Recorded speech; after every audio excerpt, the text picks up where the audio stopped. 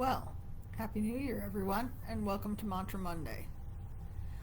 Rather than doing a mantra, I wanted to take this opportunity while we're all hunkered in our homes trying to stay warm to talk about the theory of mantra practice in general. We've spent a year learning various mantras, but we haven't really talked about how you set up a mantra practice and how you make it work. Now, I've said you have options. One way is to just take a period of time and try to do the mantra as many times as possible during that time. Another practice, which is the one that I choose to use, is take a period of 40 days and then try to do the mantra or mantras at least one mala's worth every day in that 40 days. Now, why do we say at least a mala's worth? Well, because that means that the mantra hits all the energetic points in your body, which is important. When we're doing this just to introduce you to the mantras, I don't do that many necessarily because I just want to give you a flavor of what the mantra is like, and you can decide whether you find that something comfortable or not. Another thing that I have talked about a little bit but not gone into much detail about is the idea of stacking mantras, and that's what I really want to focus on here.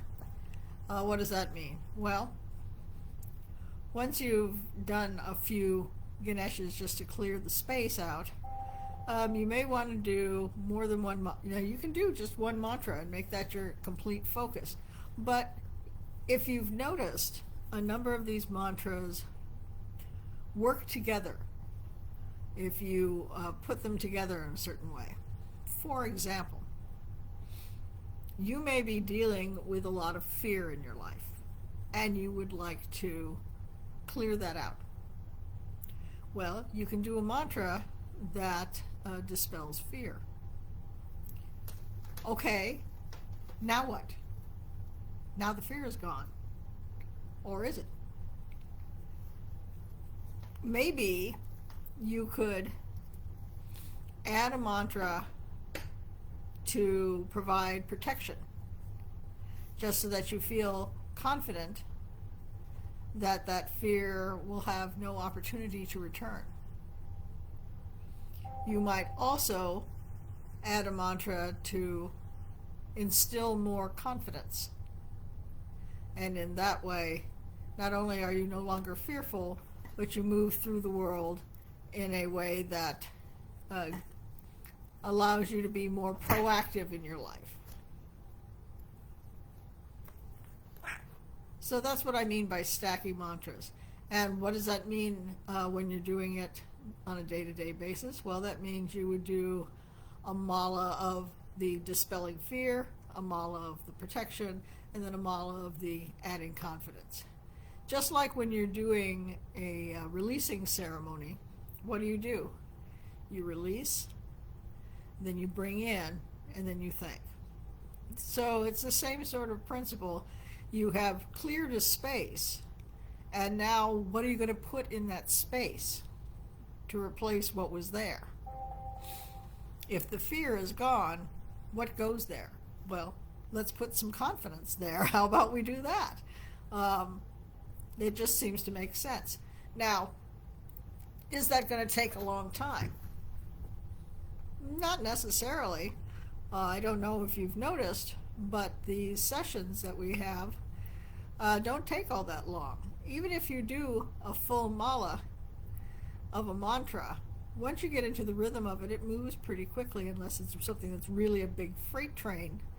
It'll only take about 6 or 7 minutes to do a whole mala's worth. Okay, in that case, if you can dedicate 15 to 20 minutes, you can do a stack of 3 mantras within that time frame. Now, that's not a lot of time. I mean, I understand we are busy people, and we're trying to get a lot accomplished. and there doesn't seem like there's enough time, but 15 minutes is really not all that long. And it just takes stepping away to somewhere where you can have some quiet time and have a little bit of opportunity to focus, that you can do these mantras and then move on with the rest of your day. Now, when should you do those mantras? That's kind of up to you. When is that quiet time? The easiest way to do it and not forget it is to do them first thing in the morning. If you are not a rise and shine kind of person like I am, you may want to do them as something more relaxing later in the day. That comes with an inherent risk, though, because as you move further on into, say, a 40-day practice, things are going to come up to try to trip you up, to try to get you to forget a day, to abort the practice partway through. Things will get busy. You'll forget. You'll fall asleep.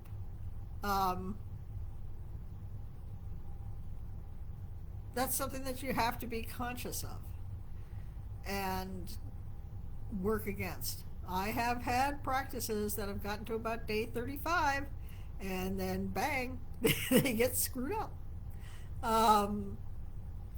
But you just go, oh well, I got plenty of benefits in that 35 days. Now we'll just start again. And once you finish a practice, you can decide, well, that was good, but I think I need more of that. And then you can just start that practice up again with the same mantras. Or you may decide that that really helped, but I'm ready to move on to something else now and see if I can cause more changes positively in my life. So then you may move on to a practice where you go, I would like more prosperity. Prosperity comes in a number of different ways. If you're an artist, you may say, I want to foster more creativity. That's how I want to be more prosperous. So you would do a mantra for a Lakshmi for prosperity, and you would also do one for creativity. And you would do one that gave you clarity and focus so that you can take those creative ideas that are suddenly whirling around in your brain and get them into a more tangible form that you can work with. So, the combinations are limitless. I would, caution that unless it's something that you really want to take extremely seriously, that I wouldn't try to take a whole lot on all at once. 2 or 3 is probably a good starting point. I know that there are people, and I have done this, that have stacked like 5 mantras together. And that's a lot. It's asking for a bigger commitment from you, and it's a whole lot easier to get messed up partway through the practice. So that's just, sort of a word to the wise. Ease yourself into it. There's no rush. Just do them as you are capable, and as you feel more comfortable with it, because these mantras can be very powerful. You may find that if you do the mantras in one order, you feel a little dragged out at the end, simply because it's hitting you in a particular way. Whereas if you did them in a slightly different order, you get to the end and you go, I am really jazzed right now. And also make sure that you have something grounding or some water afterwards, because as these are affecting you energetically, they can bring up things that you will need to clear out of your system. And that means drinking good water so that you can clear that from your system, and also having a little something to eat to ground you again afterwards. Because if a mantra is, you find particularly strong, you find it particularly useful, but particularly strong, you may feel a little lightheaded afterwards, a little disconnected.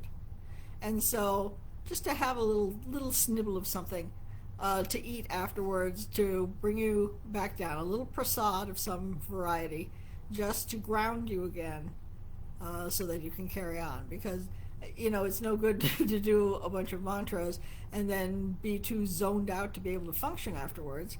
That's not what we're working for here. Okay, we're working for you to be a better, more energetic, higher level, more functional person in the long run. So something that leaves you either drained or spaced out is not helping you. So make sure that you are doing the self-care that you also need in order to make these things work for you. That's my advice to you for this week. If you have any comments that you want to make about how to proceed from here, let me know. I have a lot of thinking that I still have to do about how we want to do things in the future. I don't want to necessarily keep giving you new mantras, but I don't want to bore you with the same old stuff necessarily either, unless you would like that sort of thing reinforced. That could be a matter of you would like some mantras that are pretty standard, and you would like to sort of have somebody to do them with you once a week to reinforce them. Please let me know what would work best for you. Like I said, I'm still considering what the next moves are going forward, and I need your input to help you with that. In the meantime, as I said, it has been pretty frosty the past 24 hours. Everybody stay warm, stay safe, don't go anywhere if you don't absolutely have to. Let the officials get everything cleared up so that we can move around more easily, and I will see you next week.